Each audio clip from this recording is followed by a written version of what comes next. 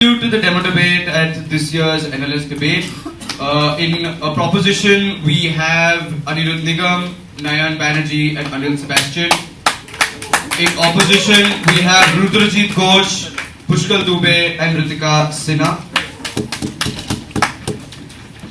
As you can see, our demo debate is sponsored by Global Zero. They really don't like nuclear weapons and want to get rid of them, and that's pretty much it. The motion for this year's demo debate is: this House believes that we should rely on mutually assured destruction rather than on nuclear non-proliferation. I have terrible spelling.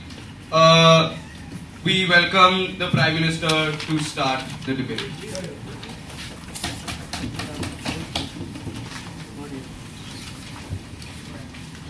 Hold on a minute.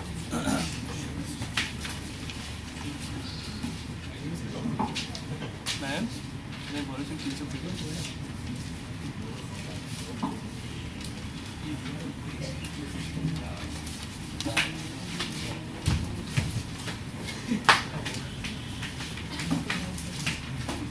Can you hear me if I speak like this? Hold on. Sorry.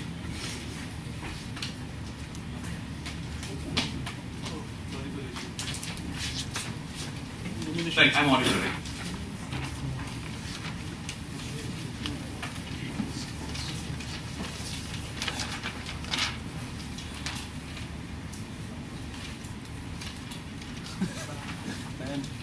Alright.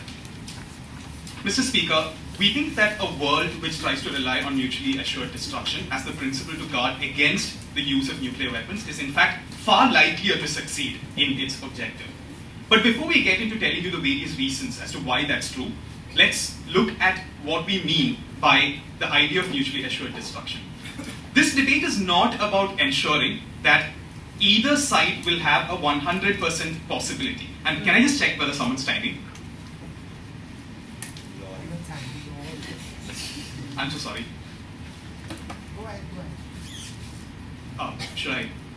Go ahead.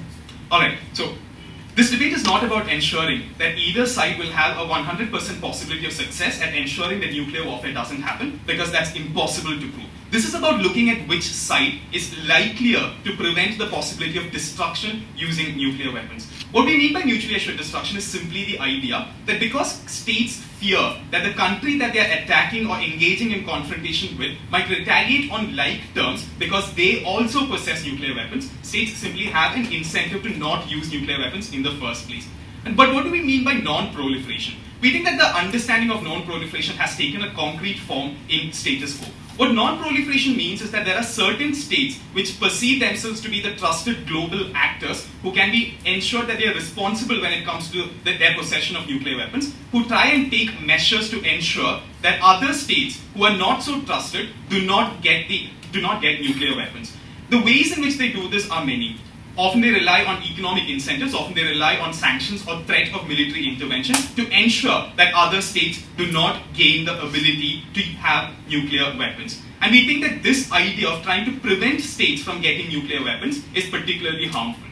The first reason why it's harmful is because we think that a non-proliferation regime simply doesn't work and hasn't worked so far. Why is this? You have to understand that in order for a non-proliferation regime to work, at some level you need the cooperation and understanding of the countries who you're trying to keep away from nuclear weapons. We think that this is incredibly difficult to achieve in the present world, because you have to understand that the existing power structures of non-proliferation of nuclear weapons tend to be concentrated around this handful of states who consider themselves to be the global guardians of nuclear weapons. These usually tend to be Western states that have simply had the technological advantage of having developed these nuclear weapons first. We think that this is a model that is reminiscent of colonialism to a lot of states that are indeed prompted to try and develop nuclear weapons precisely because it is this particular group of states that are telling them not to do so in the first place. And we have clear examples of this. The reason why Indira Gandhi led India into the nuclear program was precisely because there were a certain set of Western countries telling India not to develop nuclear weapons in the first place. To try and show its independence, nuclear weapons became a symbol of showing that there is no dependence upon the powers of these Western nations. And we think that this is in fact a strong incentive as to why nuclear proliferation doesn't work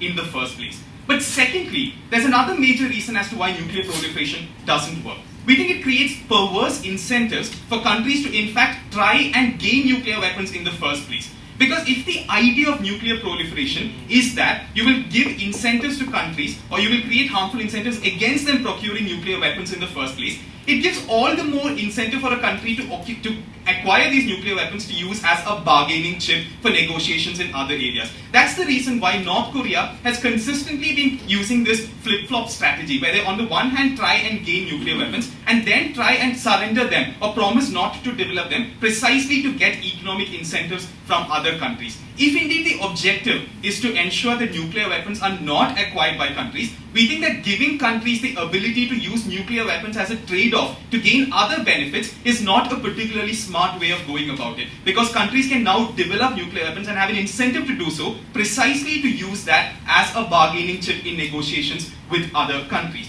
But let's also look at why we think that destruction using nuclear weapons is less likely to happen under our model. We think that fundamentally, this debate revolves around the actions of certain, let's call them rogue states, right?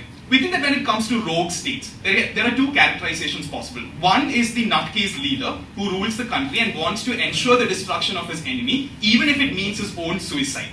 We think that in such a situation, neither of these models are going to be able to prevent nuclear warfare. But the far more likelier characterization of a rogue state leader is someone like Putin, for example, who is interested in ensuring that certain aspects of his country's policies are forwarded, even if it comes at the violation of international law, but who still has certain basic interests attached in his decision-making matrix. These interests include the safety of his own country, the fact that citizens in his own country are not killed, and so on. In such a situation, why is it likelier that mutually assured destruction will work?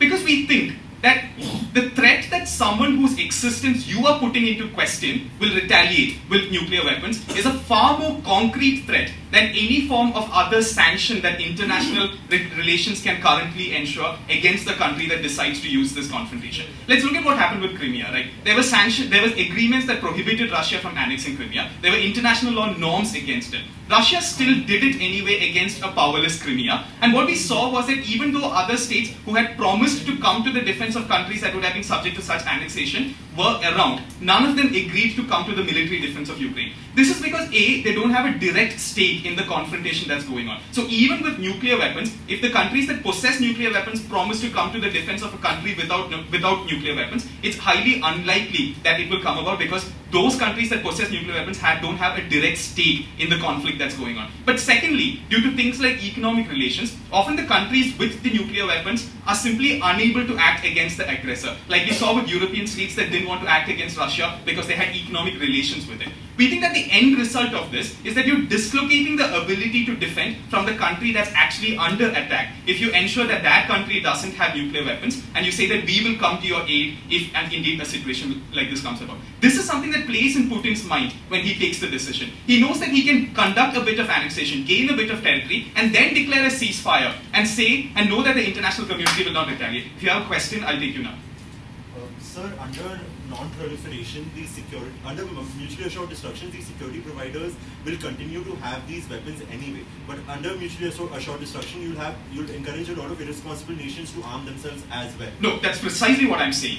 There might be irresponsible nations, but they're less likely to engage in a conflict with another state who now has nuclear weapons. The assumption in this debate is that under a MAD model, far more states will have nuclear weapons and the ability to defend themselves against these aggressor nations, which in fact prompts leaders like Putin to act far more responsibly. Because the threat of direct retaliation is far more concrete than the threat of international sanctions or other forms of even military intervention from other countries who may possess nuclear weapons. And that's the crux of understanding why far more responsible behavior is prompted in this debate. There's one other important point in this debate, and that's about ensuring that countries do not get into states of dependence upon the countries that possess nuclear weapons. But that's something that my second speaker will be dealing with in this debate. Fundamentally, we have presented to you the case as to why nuclear proliferation simply doesn't work in the first place, why it provides perverse incentives for countries to try and acquire nuclear weapons, and why countries will never agree to an agreement where they're trying to stop gaining nuclear weapons, and finally, about how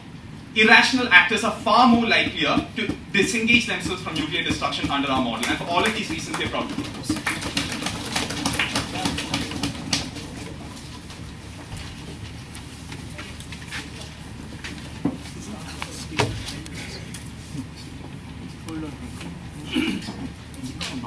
It's recording? It's locked.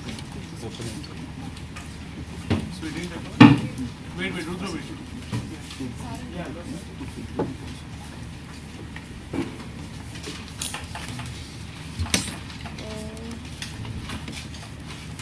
Do you know how to change the setting for this? Not particularly.